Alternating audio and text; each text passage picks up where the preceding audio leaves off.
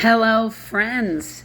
Bible study, the NIV, Romans. We are doing verse 13, chapter 11, verse 13 through 36. So picking up where we left off. Again, letter from Paul to people who are faithful. I am talking to you, Gentiles, inasmuch as I am an apostle to the Gentiles. I make much of my ministry in the hope that I may somehow arouse my own people to envy and save some of them. For if their rejection is reconciliation of the world, what will their acceptance be but life from the dead? If the part of the dough offered as the first fruits is holy, then the whole batch is holy. If the root is holy, so are the branches.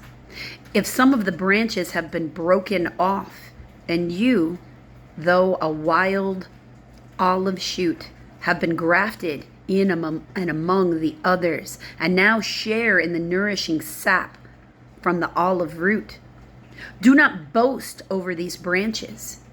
If you do, consider this: you do not support the root, but the root supports you. You will say then, branches were broken off so that I could be grafted in. Granted, but they were broken off because of unbelief, and you stand by faith. Do not be arrogant. Do not be afraid. For if God did not spare the natural branches, he will not spare you either. Consider therefore the kindness and sternness of God. Sternness to those who fell, but kindness to you, provided that you continue in his kindness. Otherwise, you will also be cut off. And if they do not persist in unbelief, they will be grafted in. For God is able to graft them in again. After all, if you were cut off of an olive tree that is wild by nature, and contrary to that nature, were grafted into a cultivated olive tree, how much more readily were these, the natural branches, be grafted into their own olive tree? Now he's in that the wild ones, versus the cultivated ones. The wild ones would be the Gentiles. The cultivated ones would be the Jewish people. All of Israel will be saved. Verse 25. I do not want you to be ignorant of this mystery, brothers, so that you may not be conceited. Israel has experienced an hardening in part until the full number of Gentiles has come in. And so all of Israel will be saved, as it is written. The deliverer will come from Zion and will turn godlessness away from Jacob. And this is my covenant with them when I take away their sins. As far as the gospel is concerned, they are enemies on your account. But as far as election is concerned, they are loved on the account of the patriarchs. For God's gift and his call are irrevocable.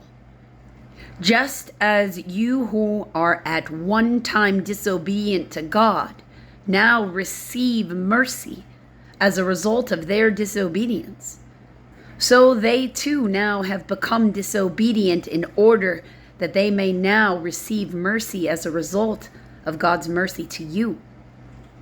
For God has bound all men over to disobedience, so that he may have mercy on them all. If you don't ever sin, you can't ever heal your wounds, is essentially what this is. You have to sin in order to be forgiven for sin. Like, how can you be forgiven for something that you haven't even done? Remember that you're changing your soul's vibration to be in the vibration of heaven. You're not changing heaven to be what your lustily, worldly desires heaven version might be. You don't have a body there, so you don't have a need of any of those things. You won't even think about those things because you won't have a body.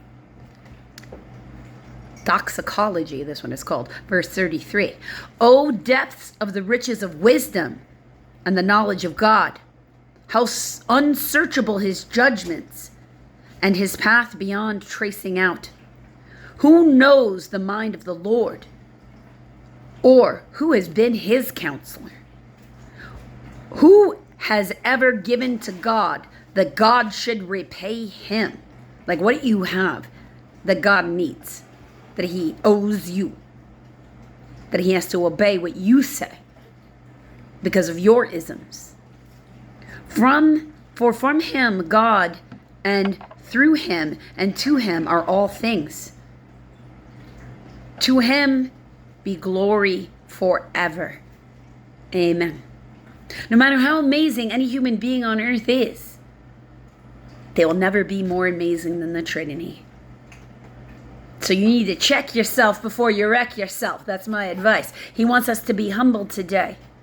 And remember that he told us to love one another and be kind.